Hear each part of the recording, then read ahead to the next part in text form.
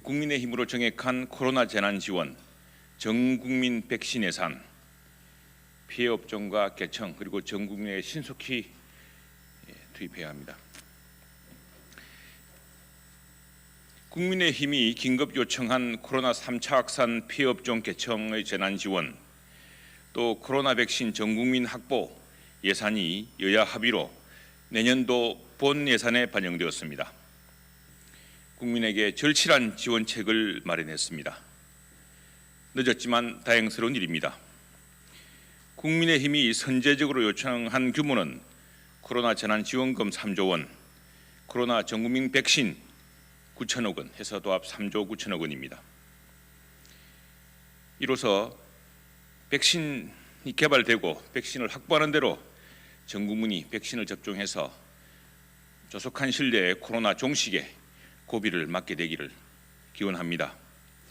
또한 코로나 3차 재난으로 고통을 겪을 수많은 피해 업종 그리고 영세 상공인들에게 조금이나마 도움이 되기를 기원합니다. 국가적 위기, 국민의 고통 앞에서는 여야도 좌우도 있을 수 없습니다. 여야 합의로 편성한 예산을 코로나 직격탄을 맞은 피해 업종, 피해 계층에 신속 우선 투입해서 국민의 고통을 들어주어야 합니다.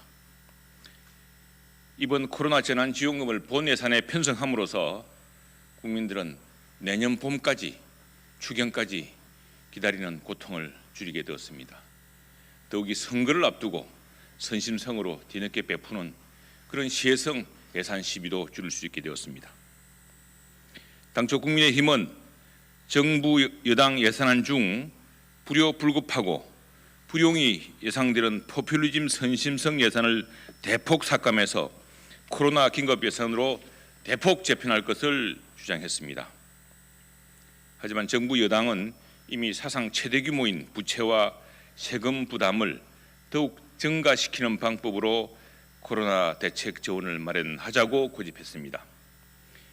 지금도 순정 재원의 문제만큼 삭감해야 될 문제가 있는데 일부 삭감에 합의했지만 여전히 막판 여야 협의 중에 있습니다. 2020년 올 한 해 적자 국채 발행 규모만 104조 원입니다. 본 예산 편성 당시 60조 3천억 원이던 적자 국채가 4차례 추경을 거치며 눈더미처럼 불어났습니다. 국가 채무는 846조 9천억 원까지 늘었고 GDP 대비 국가 채무 비율도 43.9%로 역대 최고치입니다. 5년 단임 정부가 대한민국 재정을 파탄낼 수는 없는 일입니다. 대한민국 정부는 대한민국 재정은 영속해야 합니다. 이 정부에 적용되지도 않을 느슨한 재정 준칙을 만들어 놓고 정책 실패를 만회하기 위해서 국민의 혈세와 국민의 부채를 펑펑 쓰는 일 막아야겠습니다. 임기 내 달성이 불확실한 예산을 편성해 놓고 예산 부족을 끝없는 국채로 메우려 하는 것은 국민과 미래 세대의 무거운 짐을 지우는 결과만 초래할 것입니다.